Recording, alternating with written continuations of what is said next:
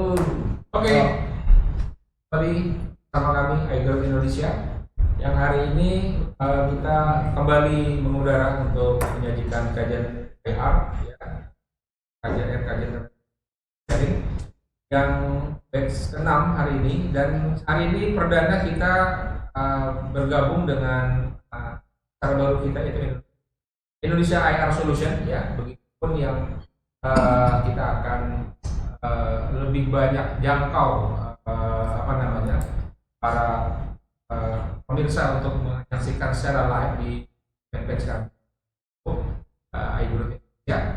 Untuk itu nanti teman-teman kita coba masuk ke YouTube kita ya.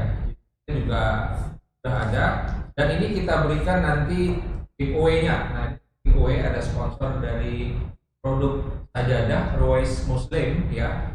Ruwais Muslim sajadah nyaman ya, praktis ibadah. Jadi ini sajadah lipat ya, yang bisa mobile, bisa kita kantongin ya.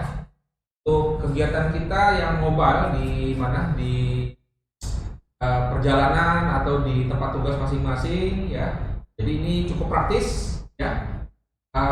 Nanti bagi yang mensubscribe ya YouTube kami ya di iGrow Indonesia, dan satu lagi YouTube kita di DI Partners ya. Nanti kita akan pilih beberapa orang yang akan mendapatkan giveaway ini ya. Nanti kita undi siapa yang dapat giveaway ya. Caranya Anda teman-teman atau rekan-rekan yang hari ini live atau yang hari ini menyaksikan Facebook, segera untuk like, subscribe dari channel kita di iGrow Indonesia YouTube dan DHM Partners. Oke ya, baik, kita lanjut untuk sesi berikut ya. Atau kita kasih kesempatan dulu untuk like. boleh Ya, sambil like, jangan lupa karena ini bagus sekali produknya. Didapatkan subscribe dan nanya ya, kalau perlu nanya di sini dan nanya ya. Baik, pertanyaan yang dari live dulu ya, berikutnya yang muncul di pertanyaan yang di kita di Zoom. Assalamualaikum warahmatullahi wabarakatuh. Selamat pagi Pak Denny. Mau bertanya nih ya, jika suatu perusahaan memiliki sebuah yayasan kemudian mempekerjakan tenaga guru untuk mendidik di yayasan tersebut, yang jam kerja guru tersebut hanya paruh waktu ya, tidak jam kerja maksudnya, apakah untuk upahnya wajib mengikuti UMK atau UMR? Hanya contoh guru PAUD dan sebagainya. Mohon penjelasan dari Pak Bayu Dharma Samudra ya. Pertanyaan dari Pak Bayu Saputra. baik. Menarik nih, soal pendidikan juga Ya. disebut. Bapak Ibu semua ya, jadi saya belum langsung masuk kepada kasusnya Ya. tapi saya harus menjelaskan dulu secara umum. Jadi kalau di dalam undang-undang yang tadi di awal disebutkan ya, tentang dosen maupun tentang kalau tadi ngomongin dosen atau tentang apa ya, itu untuk yang swasta memang di sana dituliskan berdasarkan sepakati dalam perjanjian kerja masing-masing. Nah, ada beberapa konsep yang saya lihat terjadi dalam praktek olah kerja. Ada yang menggunakan paruh waktu. Paruh waktu ini memang menjadi hal yang perlu kita perhatikan karena ternyata paruh waktu, kata kuncinya adalah apakah perjanjian kerjanya itu masuk dalam kategori paruh waktu, masuk dalam kategori kerja, artinya tunduk pada undang-undang ketenagakerjaan, atau ini menjadi perjanjian biasa dikenal dan itu perusahaan. Ini kan sekarang lagi ini nih kata-kata mitra ini kan, kata-kata kemitraan ini. Karena kemitraan memiliki dasar hukum yang berbeda, dia tunduk pada undang umum, ya. Dan biasanya memang kalau kemitraan itu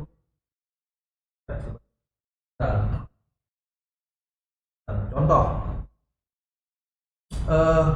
saya punya truk, saya punya mobil truk misalkan nganggur, kemudian ada toko bangunan di ujung gang yang dia nggak punya truk, terus dia pengen menggunakan truk saya untuk delivery barang-barang bangunan ke customer mereka, ya. Kebetulan si toko bangunan tadi dapat order dari proyek-proyek konstruksi, ya. Nah kemudian tapi di sisi lain si toko bangunan tadi mereka juga berhitung, kalau saya modelnya saya sewa truknya selama hitungannya per bulan misalnya, berarti kan saya bayar nih sekian misalkan, ya, sekian rupiah saya bayarkan, dan terlepas dari ini dipakai apa enggak, kalau misalkan lagi nggak ada yang order, nggak ada yang beli bahan bangunan, kan ini berarti nganggur, padahal sudah keluar duit, kan? Itu dirasa memberatkan oleh si toko bangunan, nggak efektif, maka dia mencari jalan keluar. Bagaimana kalau kita modelnya mitra, Den? Maksudnya gimana? Truknya pakai truk lo, ya kan? Nah, gua punya projectnya, punya ordernya, terus pada saat saya order saya akan kontak, kemudian truk saya lah yang mengirimkan barang itu ke sana, modelnya hasil, ya, misalkan sekian persen. Nah, dalam kondisi seperti itu, maka masing-masing dia punya modal. Saya punya truk, dia punya material, dan dia punya projectnya, ordernya, dan begitu, punya salesnya. Sehingga di luar dari kegiatan truk saya dipakai oleh si tadi bangunan di ujung gang, saya bisa mempergunakan truk saya untuk kebutuhan yang lain. Saya sewakan lagi, misalkan ke SMK di ujung gang yang lain, ya kalau bawa anak-anak SMK atau pecinta alam nggak mau pakai bus, Pak, pakai truk, makanya biar keren katanya gitu. Ada pakai truk itu, ya, saya pemasukan saya itu dari si pemilik truk bisa bermacam-macam. Itu sebenarnya menjadi sebuah konsep kemitraan, itu benar, dan itu tidak tunduk kepada ketersediaan, ya, dalam konteks itu. Tapi yang jadi masalah, apakah ini bisa dengan mudahnya diterapkan dalam konteks ketenaga kerjaan. Di pekerjaan-pekerjaan seperti apa yang bisa dilakukan seperti konsep kemitraan tadi. Contoh misalkan ini saya hanya melihat dari luar, ya, mungkin ada yang mengkoreksi sih. Kalau kayak di tuh, ya kan dokter kan begitu kan, ya kalau yang independen nih, ya praktek di rumah sakit kecil, jadi mana mungkin per pasien barangkali, ya, atau itu jam ada pasien dibayar atau berapa, kurang lebih seperti itu.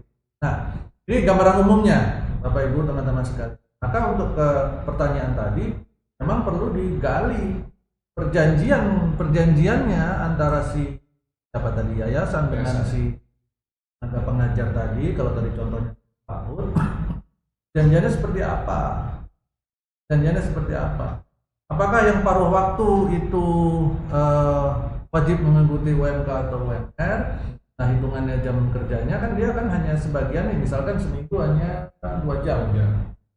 Saya ngajar di sebuah universitas internasional, hitungannya per jam ngajar, gitu kan?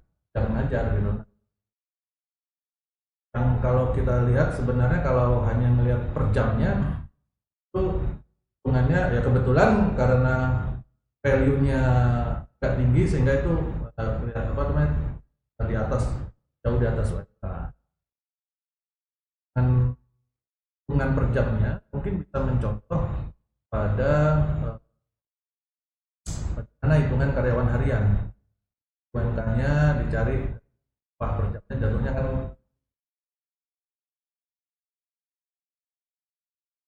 ya kalau nggak salah, ya, untuk lebih seperti itu. Ini nggak bisa langsung dijawab detail sebenarnya pertanyaan dari yang saya berikan tadi adalah gambaran umum. Dan kemudian kita harus melihat sebenarnya ini apa.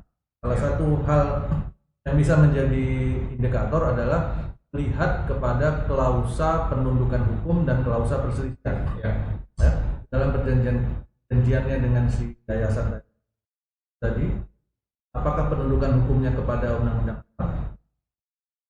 perselisihan? Klausa perselisihan yang dilihat. Apabila terjadi perselisihan, larinya kemana? Ke pengadilan negeri kah? Atau ke Disnaker? Itu yang harus dilihat.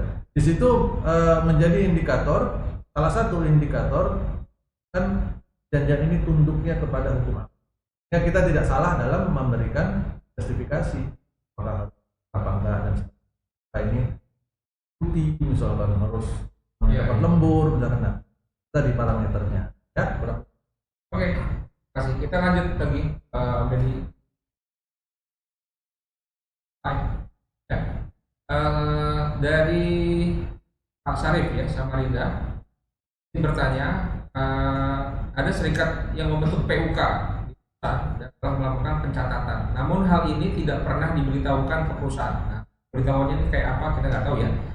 Nah, pada saat ada kasus serikat tersebut mendampingi karyawan yang bermasalah, apakah serikat tersebut tetap bisa mendampingi karyawan yang bermasalah sementara perusahaan tidak pernah ada pemberitahuan terkait pencatatan PUK-nya di perusahaan?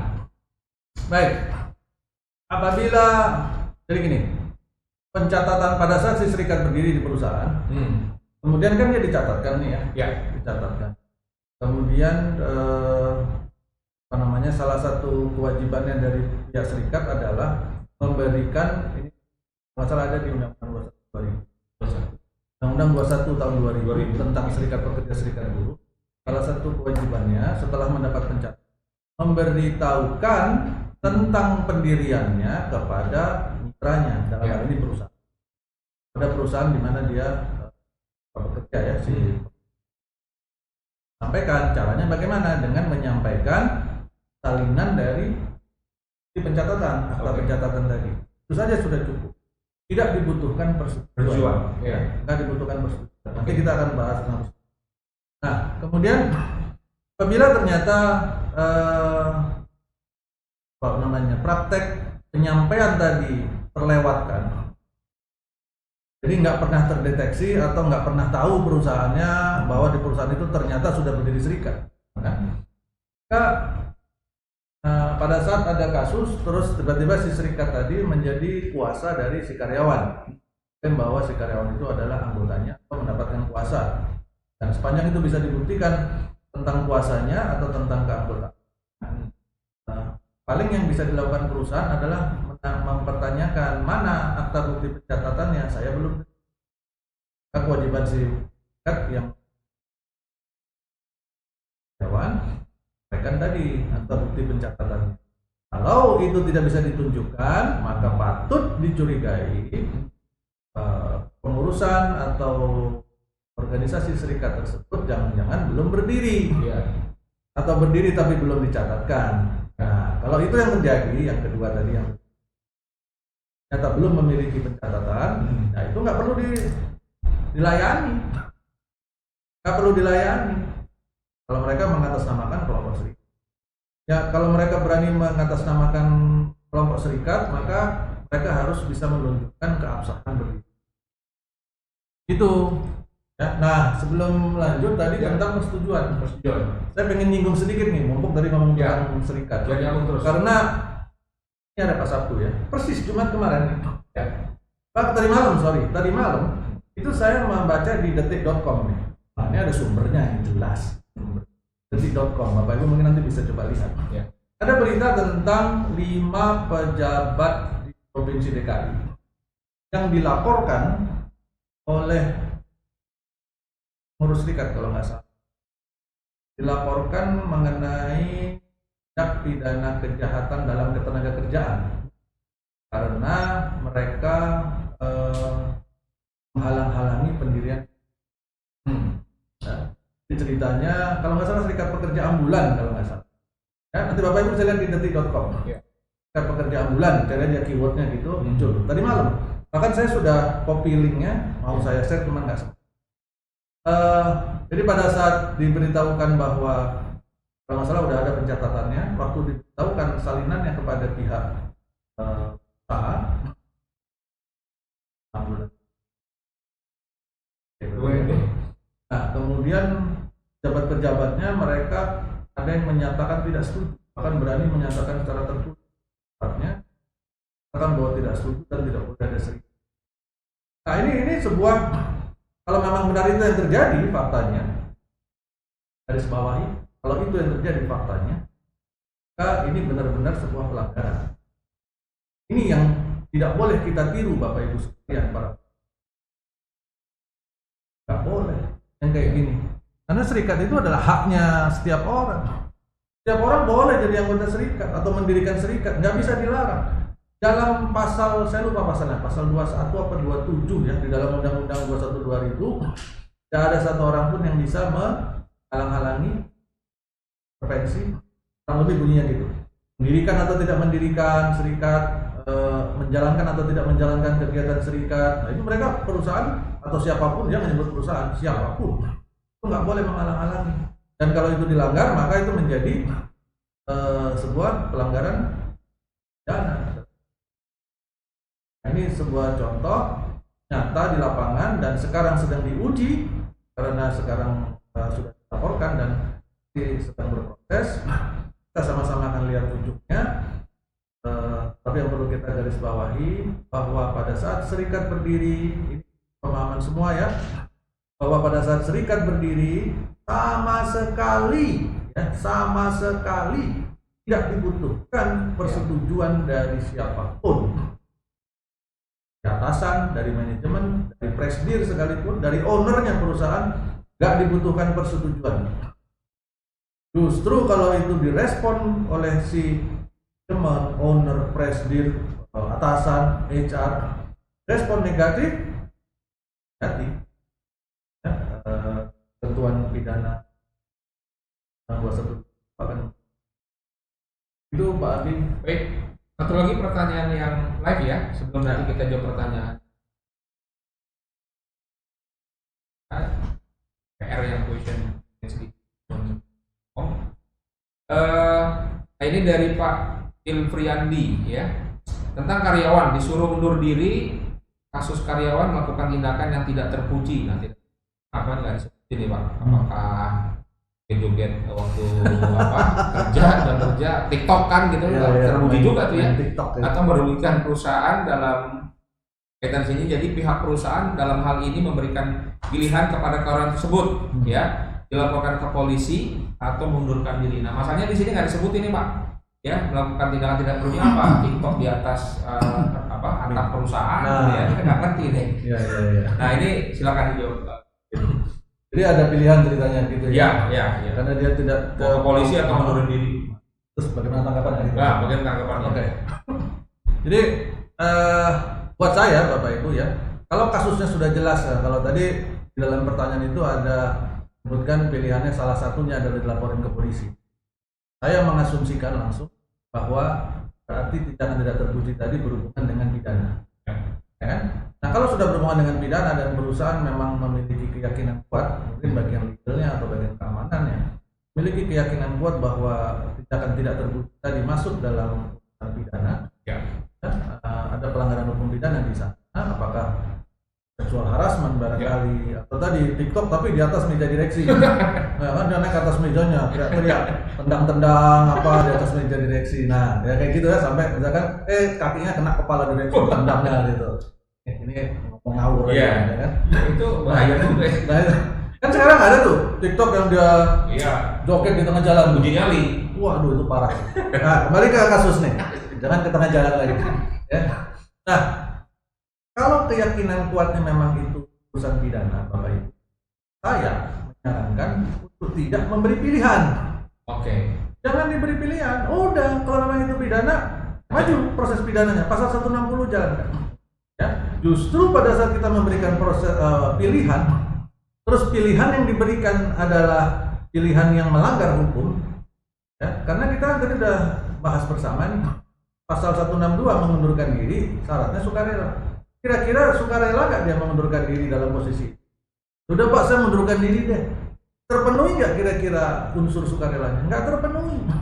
Dan ini akan berbalik kepada perusahaan. Kalau tadi saya lihat ada sempat yang nanya di kolom chat tadi, kenapa itu berbalik pada perusahaan? Karena tadi, kalau dia unsur sukarelanya tidak terpenuhi, dan si karyawan bisa membuktikan, contoh ngawur lah ya, karyawan tadi dikasih pilih, terus dia pilih, oke, saya mengundurkan diri Pak, buat pengunduran diri, nah terus dikasihlah uang pisah atau nggak dikasih apa-apa.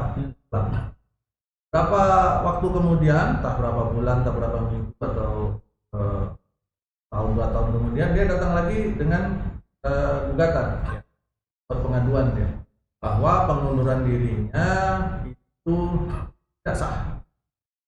Kenapa nggak sah? Dia akan buktikan bahwa pada saat itu pengunduran diri saya tidak sukarela. Kenapa? Karena saya berada dalam posisi kejepit, terpojok. Saya pada posisi terpojok, maka saya memilih yang paling aman pada saat itu. Tapi tidak sah. Karena tidak sahnya di mana? Karena di dalam pasal 162 Undang-Undang 13 dan penjelasannya ada kata kunci rela. Dia akan buktikan bahwa posisi saat itu tidak sukarela, saya dipaksa. Karena pilihannya cuma 2, turun diri atau polisi. Takut-takutin lagi. Oh, serem lo di polisi lo, ntar gini, ntar gitu dan sebagainya. Kan? Takutan ketakutan itu membuat saya akhirnya berada dalam posisi terpaksa untuk memilih mundur. Kalau itu dibuktikan sama karyawan, maka jangan-jangan nanti dalam putusannya si PHK yang terjadi itu jadi tidak sah, ya bukan kategorinya mengundurkan diri, dan nanti malah untuk karena bukan mengundurkan diri berarti ini adalah PHK seperti PHK karyawan tanpa kesalahan, dan dia akan ini. Nah itu yang saya selalu sampaikan pada teman-teman. Jangan suka bermain-main dengan kata-kata mengundurkan diri atau resign sebagai sebuah senjata kepada karyawan dengan ancaman dan sebagainya. Karena itu sejatinya akan berbalik kepada kita, Bapak. Seingat saya, tapi saya lupa, saya pernah membaca di sebuah berita ada kasus, kalau nggak salah kurang lebih begitu, dia berbalik dalam sebuah keadaan si karyawan dipaksa mengundurkan diri, dia terpaksa, kemudian setelah sekian bulan dia datang lagi yang menuntut perusahaan dan sampai ke PHI kalau nggak salah. Saya lupa berita tentang dan dari hakimnya di PHI bahwa pendirian nggak sah, dan kewajiban tadi Pancasila Komisi PHK kan berabe urusannya Pak. Itu Abi. Oke. Jadi ya, langsung aja ke polisi. Nggak usah kasih pilihan. Ya. Bahwa dalam prakteknya nanti sudah dimajuin ke polisi terjadi perdamaian. Ya. Nah itu beda lagi urusannya. Gitu. Tapi jangan di awal dikasih pilihan, hajar aja udah. Itu membahayakan jiwa orang. Benar. Misalnya TikTok sampai dendangin kepala orang. Nah itu benar. TikTok nyiram-nyiramin air ke karyawan yang lain gitu lah. Oke. Itu ngawur. Oke. Ya, biar refresh teman-teman ya, semua kita harus menjelang siang harus banyak gerak juga ya. Sabtu. Ya, Sabtu lagi ya. Oke. Baik. Ini ada pertanyaan sangat berbobot juga ya. Bukan berarti teman-teman yang lain yang belum kita jawab ini nggak akan kita jawab, sekali lagi saya ucapkan bahwa ini akan kita jawab setiap pertanyaan ini dalam bentuk narasi, dalam bentuk tadi klip-klip yang nanti tutup di Migros ya, nggak usah khawatir. Pertanyaan yang cukup menarik nih, Om DH, apakah dirumahkan di perusahaan yang terdampak? Apakah dirumahkan di perusahaan yang terdampak COVID dapat diberikan tanpa upah dengan tanpa batasan waktu? Pertanyaannya, apakah dirumah? Maksudnya apakah karyawan yang dirumahkan, maksudnya begitu ya, yang terdampak COVID dapat diberikan maksudnya tanpa upah dengan tanpa batas waktu? Bolehkah tanpa upah terus nggak ada batas waktunya? Kasusnya dirumahkan maksudnya? Ya. Jadi memang COVID ini Bapak Ibu, ya pertanyaan tentang COVID pertanyaan tentang from home itu sejak batch 1 Oh, sampai terus sekarang terus muncul. apa? Tapi nggak apa-apa, karena penting bagi kita untuk terus Mengupdate ya. supaya kita paham. Nah, sekarang pertanyaannya tentang merumahkan, ya kan? Apakah boleh merumahkan karyawan pada perusahaan yang terdampak COVID, tapi tanpa upah dan tanpa batas waktu? Jadi di dalam surat edaran Menteri Tenaga Kerja yang keluar bulan apa itu, Juni kalau nggak salah ya, apa awal Juli ya, yang ada 2 kali kalau nggak salah, termasuk juga tentang THR ya. Pak, di sana Ibu Menteri kita sudah menyampaikan di dalam surat edaran bahwa ada prosedurnya kalau mau merumahkan karyawan, apalagi yang berdampak terhadap upahnya. Kalau hanya sekedar merumahkan tapi tetap dibayar full, nggak ada masalah. Tinggal putusan sepihak aja dari perusahaan, nggak masalah. Kenapa nggak masalah? Karena itu tidak mengurangi haknya karyawan. Ya. Tapi kalau terus mau dirumahkan, perusahaan pengen berhemat dalam konteks biaya operasional, listrik, air dan sebagainya, tapi perlu berhemat lebih dengan upah hari itu nggak dibayar atau dipotong, maka ada syaratnya di dalam surat edaran Menteri tahun ini. Sudah disebutkan syaratnya untuk merumahkan lagi berdampak kepada pengupahan adalah harus dibicarakan, dirundingkan dengan karyawan atau serikat pekerja atau perwakilan, ya, dan harus dicapai kesepakatan. Nah, jadi harus capai kesepakatan. Wih, itu bikin surat edaran, dasar hukumnya apa? Kan gitu tuh pertanyaan. Kenapa nggak diputusin aja? Perlu disampaikan di sini dasar hukumnya yang ada di dalam surat edaran itu, meskipun tidak nyata-nyata ditulis di sana. Tapi itu bukan hal baru sebenarnya Bapak Ibu. Itu dasar hukumnya adalah pasal yang tadi kita bahas, pasal 55 Undang-Undang 13/2003. Jadi sebenarnya itu bukan hal baru, dan apa yang disampaikan oleh Ibu Menteri kita dalam surat edaran itu memang benar. Memang harus kesepakatan. Kenapa harus kesepakatan merumahkan apalagi berdampak pada pengupahan? Karena pengupahan merupakan bagian di dalam perjanjian kerja. Dan dalam pasal 55 tadi sudah disebutkan, perjanjian kerja tidak dapat dirubah dan atau dibatalkan tanpa kesepakatan kedua pihak. Dia harus disepakati. Wah, ini susah Pak mencari kesepakatan. Nah, kalau masalah bagaimana mencari kesepakatan, ini memang menjadi sebuah tantangan besar. Dan saya biasanya membagi ke kelompok HR atau kelompok manajemen atau perusahaan dalam konteks mencari kesepakatan menjadi 2 kelompok besar. Ya. Kelompok yang pertama adalah kelompok yang sudah memiliki modal. Modal dalam hal ini bukan modal uang, modal dalam hal ini adalah modal trust, Ya. kepercayaan.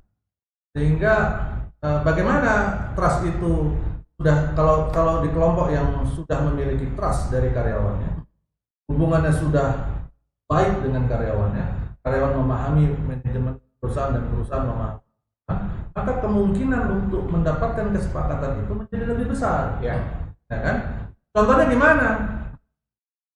Contohnya misalkan perusahaan selama ini tidak pernah terlihat, mohon maaf ya, tidak pernah terlihat melakukan tindakan-tindakan tricky atau mencurang-curangi.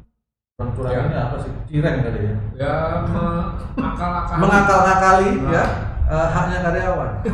Ya, nggak pernah dia ngakal-ngakalin itu, dan karyawan benar-benar mendapatkan apa yang seharusnya. Ya. Bahkan karyawan diberikan kemudahan untuk mendapatkan informasi apapun tentang masalah hukum ketenagakerjaan, Ya. sehingga mereka paham apa yang menjadi hak mereka. Apakah ada perusahaan seperti itu?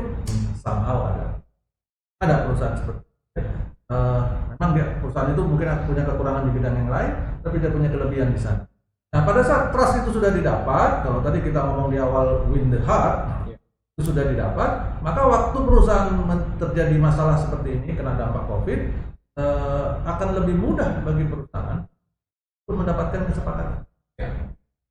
Salah satunya, misalkan ini juga berlaku bagi perusahaan yang selama ini belum kena COVID, Ya. mereka tidak terlalu mempermasalahkan karyawan yang ingin mendapatkan penghasilan tambahan sepanjang tidak mengganggu jam kerja dan tidak mengganggu prestasi kerjanya, performa kerjanya. Jadi misalkan nih dia di Sabtu Minggu nggak kerja, terus dia jualan tahu, jualan apa ya kan, tahu bulat digoreng panas-panas gitu kan, 500-an. Iya. Dia jualan itu misalkan. Barusan ya. Nah, iklan. Ya, terus atau dia lakukan sekarang ada suka sebutannya ini, ada saya sebutnya eksim, ekspor impor. Dia impor dari produsen sayur, produsen buah, produsen daging, produsen food. Dia impor dari mana? Dari para penghasilnya, bukan dari luar negeri. Sama dia diekspor kemana? Ekspor ke online. Dia jualin di kelompok online, dia jualin di Facebook, dia jualin di sosial media komunitasnya. Itu ekspor impor menurut mereka, ya. Dan itu dapat penghasilan tambahan karena ada margin yang dia dapat. Nah, perusahaan tahu, tapi sepanjang itu tidak mengganggu kinerjanya, tidak mengganggu jam kerja, tidak dilakukan di jam kerja, perusahaan nggak masalah. Atau bahkan ada beberapa perusahaan yang memberikan pemahaman atau mengencourage karyawannya untuk meningkatkan pemahaman dan kemampuan wirausahanya. Nah, perusahaan yang seperti itu, Bapak Ibu, kalau lagi kena masalah kayak gini, itu karyawannya agak tenang. Ya. Kenapa? Karena karyawannya merasa, oh iya, selama ini gue udah malah disuruh untuk punya bisnis sampingan. Lu nggak apa-apa, bikin bisnis sampingan, bikin toko kelontong, bikin kelontong online misalnya, ya kan? Lontong online gitu, nah silakan bikin aja gitu. Nah, perusahaan mengencourage itu, malah memberikan masukan, termasuk misalkan pendidikan tentang bagaimana manage uangnya dan sebagainya. Kan? Kalau itu dilakukan, maka dalam kondisi seperti itu, karyawan cenderungan untuk menerima kesepakatan. Nah, ada cerita, ini waktu itu di batch berapa, saya cepat. Misalkan nih, dia bergerak di bidang restoran, dia lagi kena dampak COVID pada restorannya, dan dia harus kan karyawannya nggak bayar dan sebagainya. Kemudian dalam kegiatan negosiasi dengan karyawan beberapa kan dia lakukan adalah begini, uangnya saya mohon, tapi sebagai saya bersedia atau membolehkan kepada karyawan menggunakan fasilitas dapur di restoran saya. Akan bikin catering, jualan dan sebagainya, pakailah dapur saya dan sebagainya. Itu dibuat free sama dia. Silahkan karyawan pakai itu. Ya, peralatan dapurnya nggak rusak karena nggak dipakai. Terus si karyawan nggak kerja atau duitnya berkurang, tapi mereka bisa usaha. Nah, itu kan win-win solution tuh. Nah, itu yang harusnya dicapai, dan itu potensinya menjadi lebih besar untuk mendapatkan kesepakatan dibanding kelompok kedua, yaitu yang selama ini kaku banget sama karyawan. Karyawan punya toko kelontong aja udah dimarah-marahin. Sabtu Minggu dia bikin masalah, dia punya usaha dimarah-marahin. Nah, yang menjadi itu Pak Adi. Oke. Kita lanjut aja ya. 12 aja ya. Karena udah 11 nanti kita break. Oke. Jadi oke, kita lanjut. Pertanyaan berikut ini juga cukup mewakili praktisi IR nih. Pertanyaan, apakah PIC HR atau IR staff atau IR manager atau apapun bisa terkena pidana jika perusahaan melanggar pasal yang ada di undang-undang bos ya. Contoh misalnya di sini pertanyaannya, mempekerjakan karyawan dengan menggaji di bawah UMK walaupun ketika tanda tangan kontrak tersebut dengan upah yang diberikan perusahaan, tapi ketika terjadi PHK karyawan tersebut menuntut karena digaji. Oke. Bisa nggak si PIC HR tadi pidana juga? Bisa Bapak Ibu. Bisa. Karena pertama ini akan bergantung kepada kewenangan hukum sekarang berada di tangan siapa. Ya.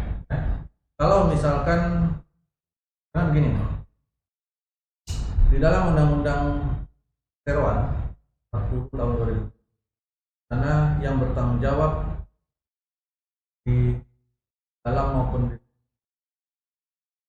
adalah direksi. Sudah jelas dalam sana. Dan ada klausa lainnya di ayat berikut.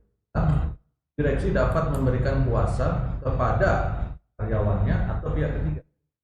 Bahkan beberapa. Nah, dalam konteks ini, dalam struktur organisasi ada HR. Terus direksi memberikan surat kuasa kepada HR untuk beberapa hal. Membuat keputusan, misalkan rekrutmen, PHK, tidak pendapat pemerintah dan sebagainya. Kalau dalam surat kuasa itu disebutkan bagian dari kuasa itu yang kepada si, maka biasanya spesifik itu Pak. Kalau HR itu kan departemen ya. Ya. Orangnya ada banyak nih. Ada banyak. Biasanya spesifik kepada salah satu jabatannya. Ya. Biasanya adalah headnya, Ya. manajernya atau direktur HR-nya, ya. Dan kalau itu sudah disebutkan dalam surat kuasa sebagai kewenangan dari si HR, terus saya sebut gitu ya lah ya, HR leader, kan sesungguhnya tanggung jawab hukumnya berada di tangan si HR leader tersebut. Makanya buat para HR leader yang sudah memiliki kewenangan hukum berdasarkan surat kuasa tersebut, sangat saya sarankan untuk berhati-hati.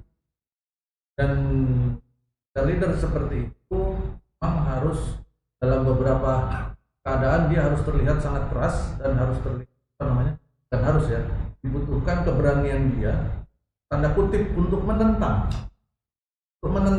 siapa? Menentang bosnya. Kenapa? Karena tanggung jawab hukumnya gue yang pegang bos. Kan gitu. Jangan ABS ya. Jangan ABS. Jangan asal bos senang, asal bapak senang. Itu penyakit gitu ya. Jadi apalagi kita sudah pegang surat kuasa. Kalau saya sudah pegang surat kuasanya, maka tanggung jawab hukum ada di saya. Tanggung jawab hukum itu termasuk salah satunya tadi yang ditanyakan tadi, ya kan? Nah, masalah pidana dan sebagainya. Maka saya harus nanggung. Enak aja presiden terus ikut campur. Nah, saya keras di sana. Saya akan menentang. Itu bagaimana mekanisme menentangnya itu harus profesional.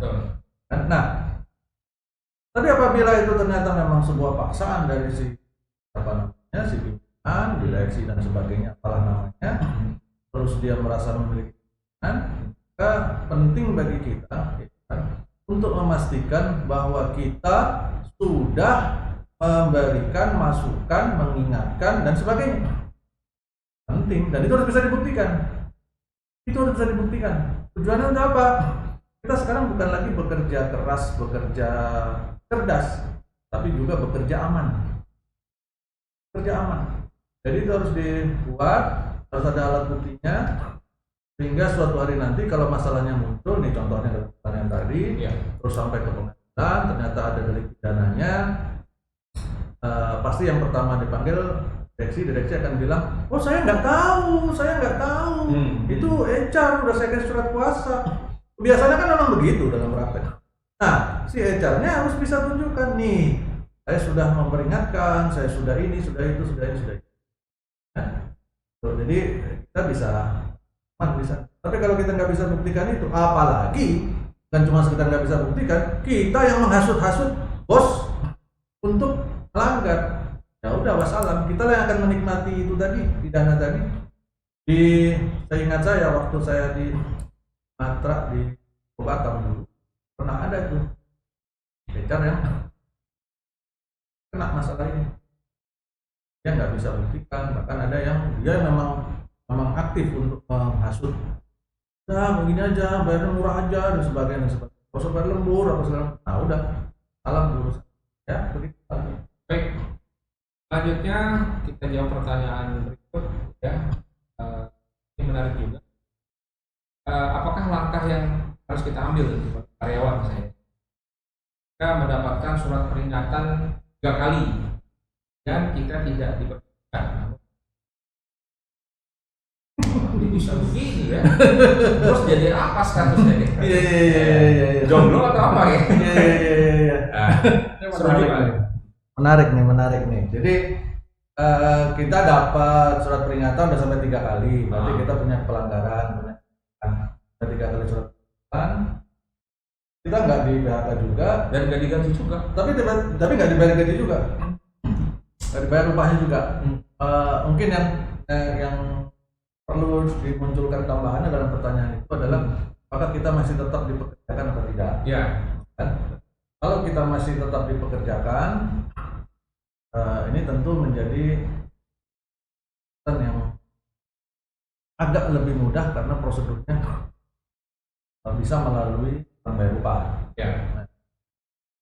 Misalnya melalui kurang bayar upah. Tapi kalau misalkan kita tiba-tiba udah nggak boleh masuk aja, ya, udah bikin salah, tiba-tiba Senin depan, dari Senin udah nggak boleh masuk, bagian keamanan udah di-stop, pagar udah dikunciin. Oh, untuk Denny nggak boleh masuk ya, udah ada pesan dari bos Denny belum, kenapa? Nggak tahu, pokoknya nggak boleh masuk aja. Udah nggak boleh masuk. Terus Fotonya perlu ditempel. fotonya ditempel lagi kan, sudah gitu nggak dibayar lagi upahnya. Nah, kalau itu berarti kan kategorinya menjadi PHK PHK yang melanggar ketentuan ya, tidak yang kan itu melalui PHK-nya. Jadi memang yang paling saya sarankan kepada teman-teman sama dia pasal tentang surat peringatan itu pasal 161 itu menjadi sebuah pasal yang akan menguji komitmen dan menguji profesionalisme dari manajemen perusahaan. Pak, karena pasal 161 bicara tentang surat peringatan. Pasti ini 1, 2, 3 bisa berurutan atau tidak, ada kriteria atau tidak, ya. Dan kalau sudah sampai ke peringatan ketiga dan masih melakukan pelanggaran, disitulah ujiannya. Ujian patuhan bagi ada di situ. Apakah perusahaan benar-benar konsekuen, konsisten, dan memiliki komitmen tinggi untuk mematuhi aturan atau tidak? Kalau sudah kena warning 3 masih bikin pelanggaran, itu udah waktunya dibinasakan. Kan kalau nggak kita bina nih, ya kan? Peringatan 1, 2, 3 itu pembinaan. Kalau dibina nggak bisa, jadi dibinasakan. Dan itu memang perlu dilakukan. Kenapa itu menjadi penting? Beberapa teman bahkan bilang bahwa Den, kamu tuh nggak punya kemanusiaan, nggak ada hatinya sama sekali. Enak aja ngomongin PHK orang, lu nggak mikir apa nggak makan keluarganya dan sebagainya. Dan itu yang harus kita bahas dalam penegakan hukum, Bapak Ibu. Dalam konteks penegakan hukum kita memang harus mencopot, ya, harus tegakkan. Kenapa saya memaksa, tanda kutip memaksa untuk langsung mem-PHK orang seperti itu? Karena yang saya pertimbangkan adalah karyawan yang lain. Ini kalau kita punya karyawan 1000, Bapak Ibu ya, satu orang yang melakukan pelanggaran tadi, warning surat peringatan 1, 2, 3 masih bikin pelanggaran, perusahaan nggak berani PHK dengan berbagai alasan, terus kasih lagi surat peringatan 1 lagi, 2, 3, bikin satu lagi, kasih lagi 1, 2, 3, jadi sampai berapa putaran nih surat peringatan. Maka masalah terbesarnya sebenarnya bukan kepada satu orang ini, Bapak Ibu, tetapi kepada 999 orang yang lain. Kenapa? Karena mereka akan melihat bahwa mereka akan sampai pada kesimpulan bahwa ternyata perusahaan itu cuma omong doang, ya, kagak berani dia benar-benar PHK orang, ngomong tentang kepatuhan harus begini harus begitu, tetap pelanggarannya nggak pernah ada. Jadi akhirnya yang terjadi di perusahaan itu 999 orang akan memiliki cara pandang, nggak apa-apa lu bikin masalah kayak apa beratnya di sini, kagak bakal di PHK. Nah ini kan jadi kacau kalau ini terjadi. Ya. Maka yang harus dipikirkan dalam konteks penegakan hukum itu adalah keadilan bagi masyarakat sekitarnya, rakyat. Kalau satu yang bikin masalah, harus tegakkan hukumnya buat yang satu orang ini. Kenapa? Bukan cuma buat satu orang ini supaya dia belajar dan mengambil pelajaran dari masalah ini, tapi pendidikan buat rakyat yang lain. Dan ini sebenarnya bisa diberlakukan. Ilustrasi ini harus diberlakukan kepada ruang lingkup organisasi yang jauh lebih besar. Begitu Bapak Ibu, Pak Abi. Baik, masih nyambung ke terkait PHK tadi. Maka akibat hukum dari hukum kerja dan pola meminta karyawan untuk menandatangani surat pengunduran diri yang draftnya telah disiapkan oleh perusahaan, dan apa batasan sah atau tidaknya perlakuan ini. Sah nggak kalau seperti itu? Kalau kalimatnya tegas seperti yang disampaikan Pak Abi tadi, kan menandatangani Draft yang sudah draft disiapkan pengunduran diri. ya. Nah, kalau itu yang terjadi ya sebenarnya itu sesuatu yang dari pasal 1. Teken jenderal, teken. Ya, teken jenderal. Merah itu darah, Nah. darah itu merah apa segala macam ya. Jadi inget film. Iya. Ya, nah, jadi itu kalau itu sudah sangat terlihat, menurut saya terlihat cukup jelas bahwa terjadi pelanggaran terhadap pasal 1. Maksaannya sendiri udah melanggar ya. Pemaksaannya udah melanggar. Nih draftnya disiapin. Kalau mengundurkan diri itu sukarela. Kalau sukarela itu Bapak Ibu, karyawan tiba-tiba datang, nggak ada disuruh, nggak ada dikompor-komporin, tiba-tiba dia datang, bos, gue resign ya, gitu kan? Kenapa? Gue udah dapet yang lebih bagus bro. Nah itu baru Itu sukarela. Formatnya ya dia buat sendiri. Tulisan tangan kayak mau ngetik terserah. Saya jeda sedikit Kalau dibuat nggak nyaman, si karyawan ini dibuat nggak nyaman dengan misalnya atau di demosi lah misalnya. Tadinya manajer ngurusin kardus misalnya, kayak gini. Ya. Masuk nggak pemaksaan tadi? ini yang dalam apa namanya ilmu di perusahaan sebagai managing out. Jadi dikondisikan, manage sedemikian rupa supaya si karyawan itu keluar. Dibuat nggak enak, kan? Entah apa pekerjaannya dikurangi atau pekerjaannya ditambah atau targetnya digede-gedein sehingga nggak tercapai, atau dia dimutasi ke tempat yang nggak enak, atau di prank, ya kan? bikin takut. Ya, Anda saya promosi, tapi bohong, gitu kan? Gimana tuh? Ya kan? Anda saya promosi, tapi bohong, gitu. Ya, nah, yang kayak gitu, itu managing out, dan itu bagian dari office politik. Oke. Itu bagian dari politik yang kotor, dan itu sesungguhnya sesuatu yang sangat tidak bisa. Jadi apa? Karena bisa saja dari sisi satu pihak, ya, orang yang membuat managing out tadi berhasil menurut mereka membuat si A keluar dari kelompok tersebut, ya kan? Tapi jangan salah, proses managing out ini itu dilihat oleh seluruh karyawan, karena tidak ada yang tidak bisa dilihat sama si karyawan. Mereka justru melihat praktek realnya yang mereka. Si A misalkan, si Denny lah, udah ambil contoh Denny aja lah Pak ya, sama yang lain. Yeah. Denny aja, dia spesialisasinya di bidang HR,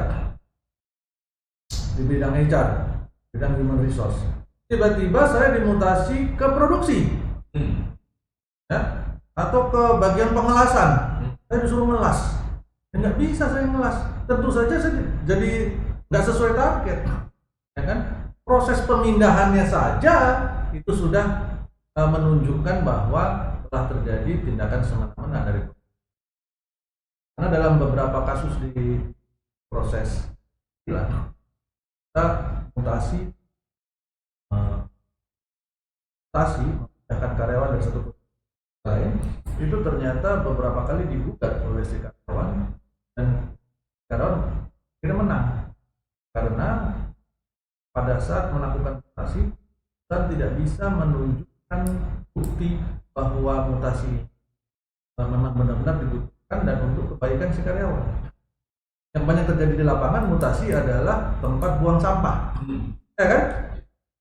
Managing out tadi. Nah, ini yang nggak benar. Managing out. Tadi pertanyaannya apa? Apa yang harus dilakukan? Ya, apa harus? Baik. Kalau apa yang harus dilakukan dalam konteks seperti ini, memang berarti kita berhadapan dengan, kalau saya nyebutnya nih, mohon maaf ya, kita berhadapan dengan, mohon maaf ya para mafia. Oh salah ya. Mafia. Ya, Mak Via sama Pak Via, ya kan gitu. Sama Jadi, Mbak Pia lebih enak. nah, sama Pak Via. Jadi ini kita berhadapan dengan si Mak Via dan Pak Via ini. Memang ini bergantung kepada seberapa kuatnya kita pertahankan prinsip. Ada beberapa orang dengan karakter yang sangat keras dalam mempertahankan prinsipnya. Dia siap mempertaruhkan berbagai macam hal mempertahankan prinsip tersebut. Dia akan tetap bertahan. Dan ini terjadi. Dan kasus yang ini saya benar-benar melihatnya di sebuah perusahaan manufaktur. Saya nggak mau sebutin daerahnya, saya juga nggak mau sebutin jenis industrinya. Udah jelas manufaktur ya. Yeah. Saya nggak mau sebutin namanya, ya, karena melanggar kode etik jurnalistik, ya kan. Nah, tetapi di sana ada seorang GM loh ini teman-teman, GM ya, di posisi production yang sedang di manage out oleh manajemennya. Kemudian yang dilakukan adalah tiba-tiba dia job desk-nya dihilangkan. Posisinya tetap, jabatannya tetap, kemudian fasilitasnya tetap, gajinya tetap, karena dikurangi. Tapi pekerjaannya nggak ada sama sekali. Semua pekerjaannya tiba-tiba diserahkan kepada manajer produksi. Ya, tanda tangan, approval, meeting, dia nggak boleh ikut meeting dan sebagainya. Kemudian meja kerjanya itu tiba-tiba dipindah ke ruang training.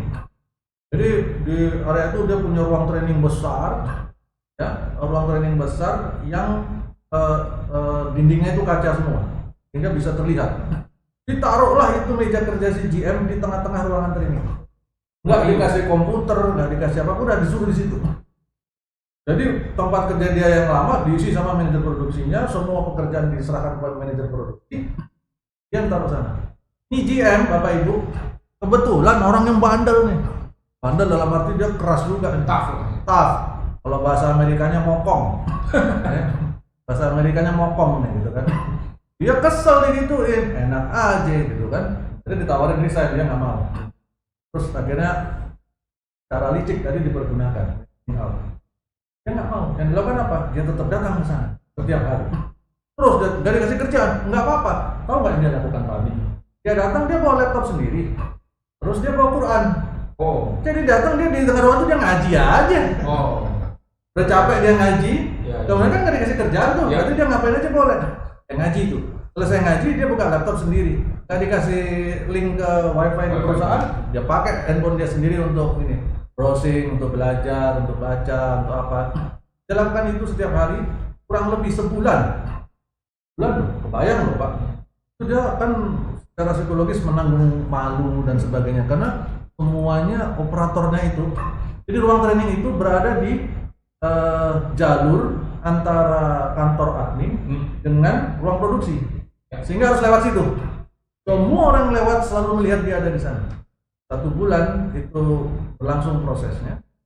Akhirnya top manajemen perusahaan itu sendiri yang gak kuat. Karena terjadi keresahan di lapangan. Orang-orang udah berpikir enak juga ya kayak dia, kagak kerja dibayar, mobilnya masih dapat, supirnya masih dapat, itu gajinya masih dapat, kagak ada kerjanya. Salah treatment. Akhirnya si top manajemen milih menyerah tanda kutip. Ya sudah kalau gitu gua PHK, gua paketin. Saya itu sudah berundangan tuh 2 kali dan itu masalah tadi tanda kutip yang disebut kalau tadi bagian dengan apa culture, bilang culture tadi ya.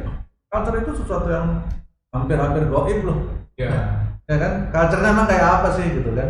Nah itu yang terjadi. Di sisi yang lain, di perusahaan yang lain lagi masih sama-sama manufaktur, ini sama GM juga, bukan manajer di bagian finance,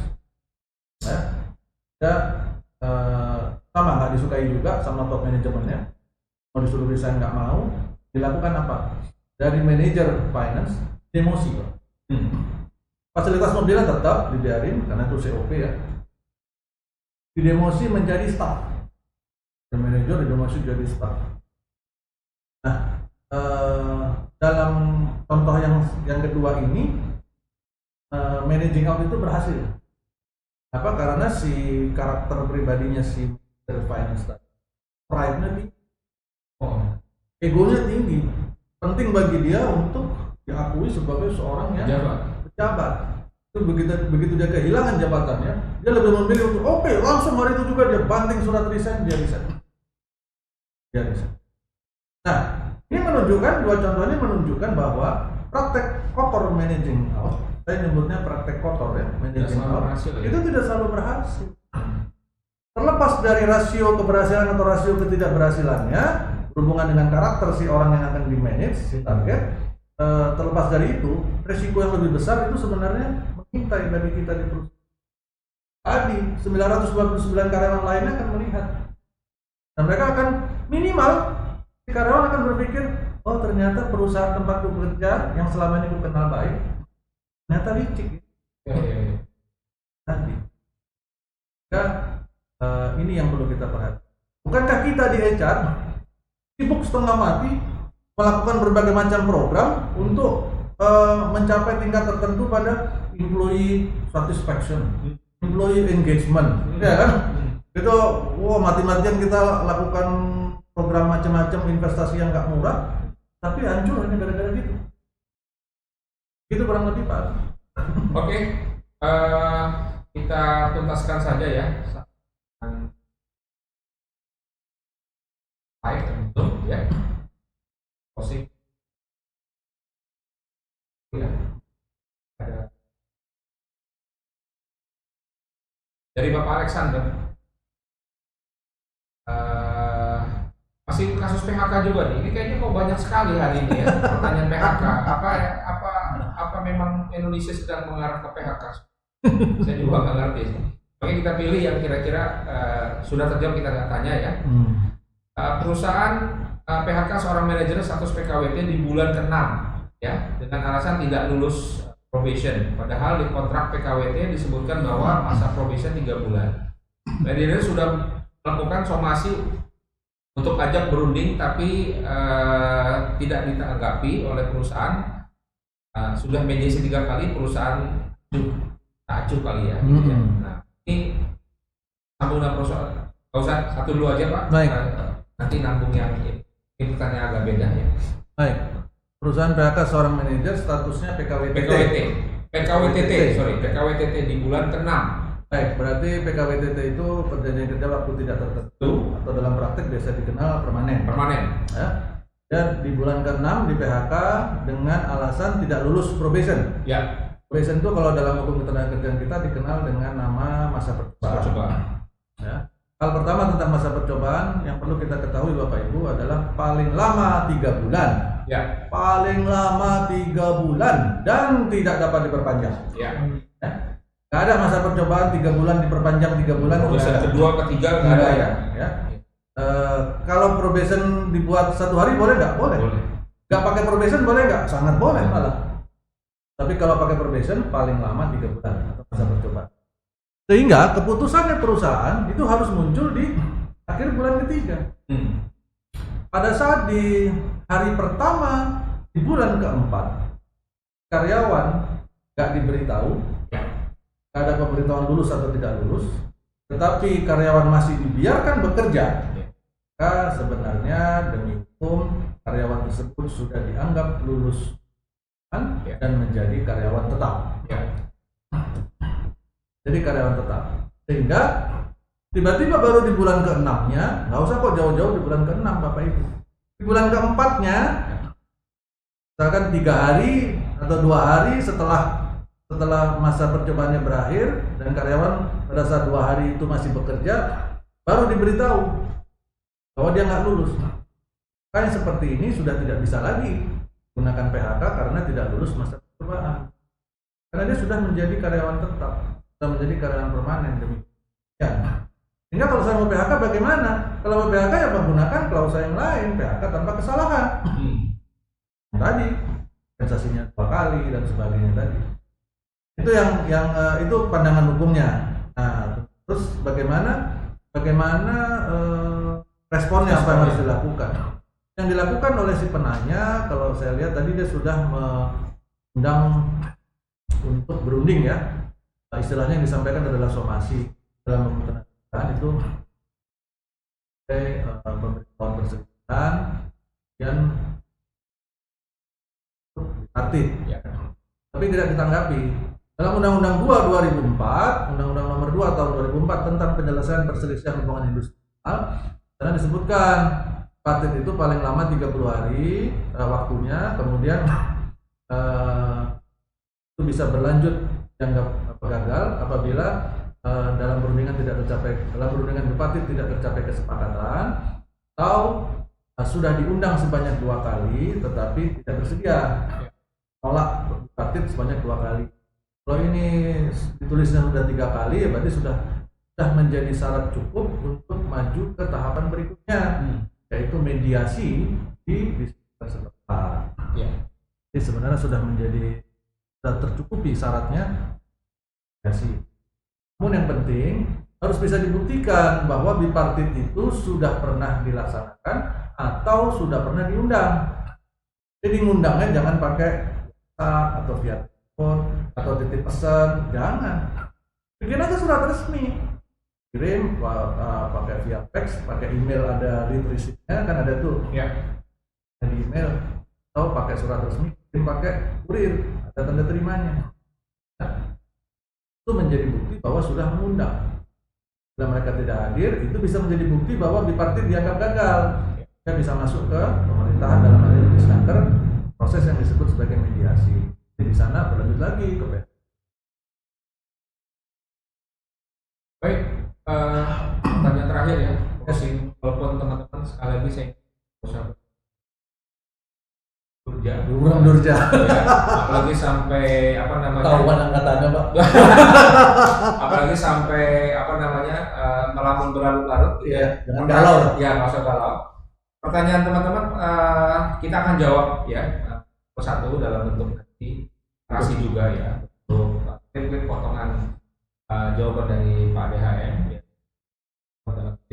Walaupun di live ini sangat luar biasa antusiasme ini, pertanyaan nggak mungkin kita bisa waktu yang singkat ini dan luar biasa berbobot semua gitu ya. Untuk itu sekali lagi saya akan umumkan nanti kita silakan fanpage kami yang ada di Facebook di like ya, dan di YouTube kita ya, iGrows Indonesia, tolong di subscribe. Satu lagi ya, YouTube DHM Partners ya, di like agar nanti bisa mengikuti perkembangan pertanyaan-pertanyaan yang ada di telah disampaikan ya, yang live maupun yang berdasarkan saya dapatkan dari email maupun ada. Baik, pertanyaan pamungkas ya, ini merangkum semua dan ini juga diwakili oleh salah satu yang hadir. Apa sih yang harus kita lakukan dalam fungsi IR hari ini, dalam kaitan kita berperan di perusahaan, regulasi apa yang harus kita lakukan dalam praktisi IR? Baik, tentang IR dan dalam kondisi seperti ini ya. Kondisi seperti ini kita berbicara tentang tempatnya dunia usaha hari ini sebagai dampak utamanya dari masalah COVID. Memang Bapak Ibu semua kita harus bisa memahami bahwa memang dunia usaha sangat berat.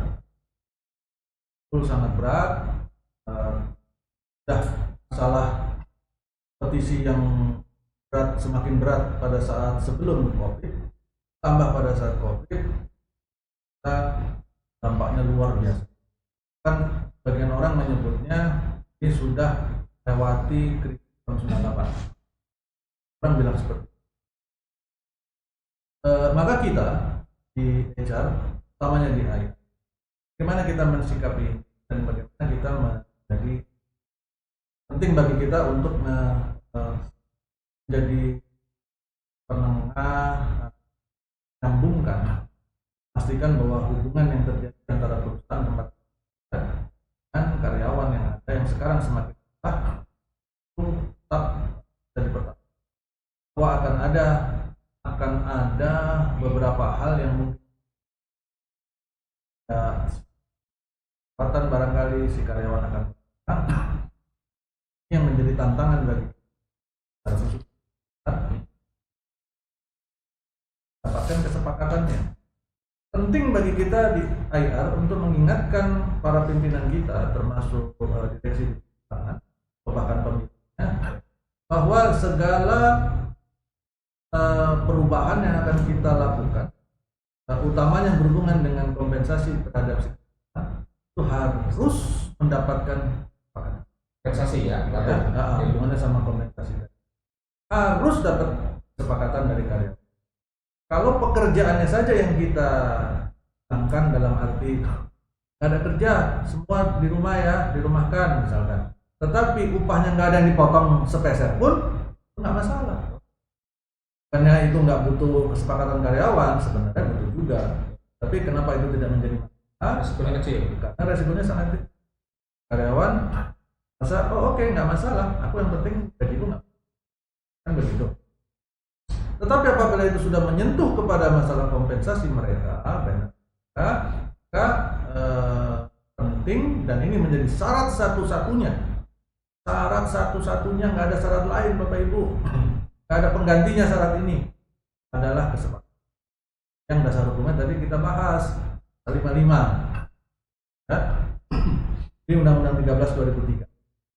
Nah, di luar dari ini ada satu hal lagi yang penting bagi kita dalam memastikan bahwa kepatuhan kita di perusahaan terhadap perundangan utamanya pada praktek ketenagakerjaan, praktek HR yang selama itu selalu berada dalam tingkat kepatuhan proper, baik. Kenapa ini penting bagi kita Bapak Ibu, terutama praktisi? Karena begini, buat Bapak Ibu yang kemarin ikut di live-nya ya, bahwa dalam praktek itu dosa warisan ya, warisan itu biasanya menghindar dari tanggung jawab terhadap sebuah masalah dengan dosa warisan.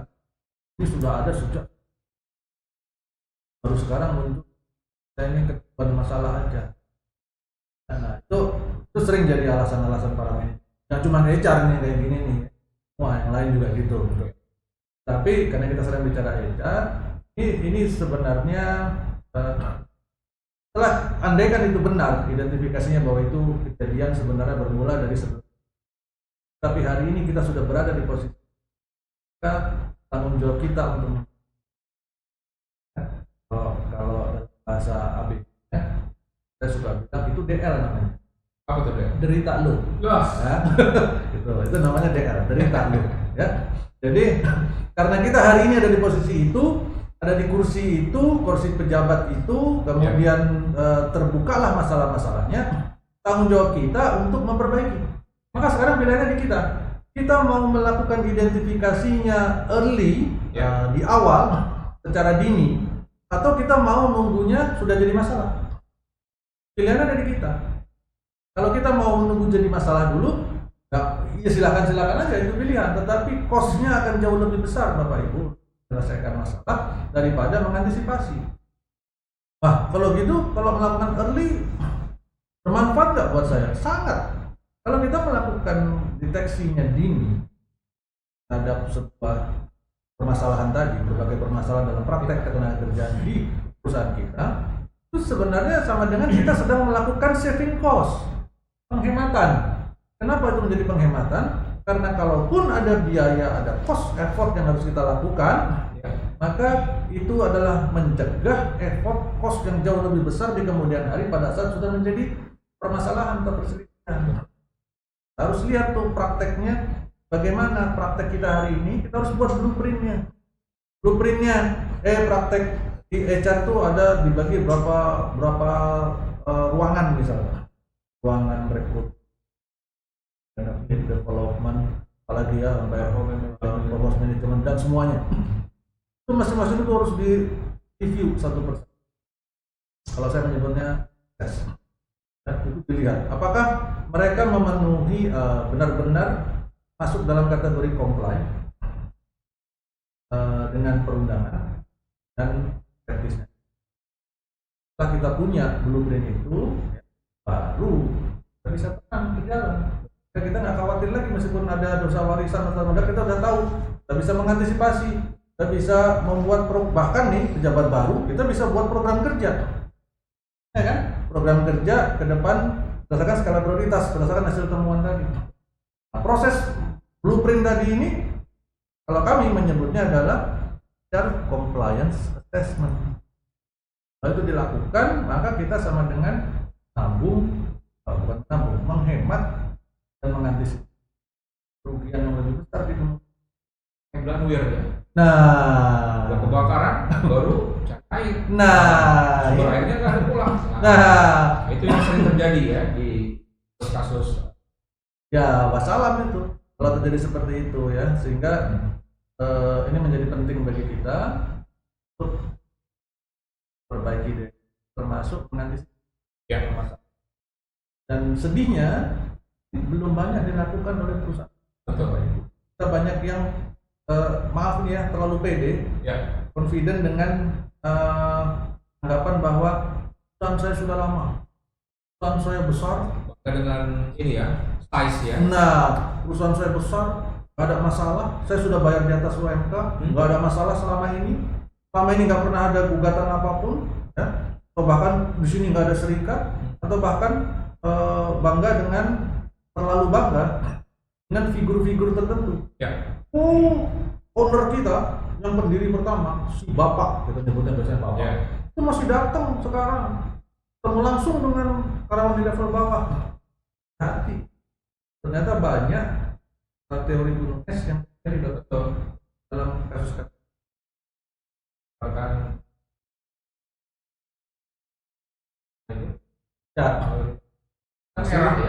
kuning dan merah, Nah, yang hijau masih sedikit. Itu kurang lebih. Oke, terima kasih Om Denny.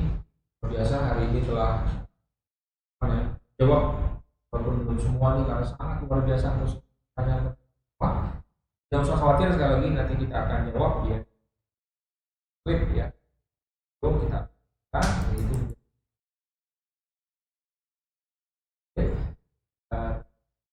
kebutuhan update knowledge kita, skill kita terkait ya ini. Ini penting karena ini konteksnya ke arah hukum ya. Konsekuensi hukum ya dari paku regulasi yang ada di perusahaan ya, ini tanggung jawab itu terus bisa kita update di channel kita ya, Growth Indonesia maupun KM ya. Dan sekali lagi saya umumkan bahwa kajian-kajian IR, kajian tenaga kerjaan nanti tetap kita lakukan seperti ini ya, ada khusus dan channel ya di fanpage kita FB iGroup channel, dan di nanti di YouTube ya kita di iGroup dan BHM. Untuk itu sekali lagi terima kasih apresiasi kami iGroup kepada Pak Denny. Begitu inilah kontribusi kami kepada rekan-rekan semua, kepada ya, dan yang lebih umum lagi kepada Indonesia secara umum. Kami bisa memberikan ini dukungan teman-teman, dukungan rekan-rekan kalian. Untuk itu doakan kami bisa. Saya tutup dengan wassalamualaikum warahmatullahi wabarakatuh. Selamat siang dan sukses untuk kita semua. Terima kasih.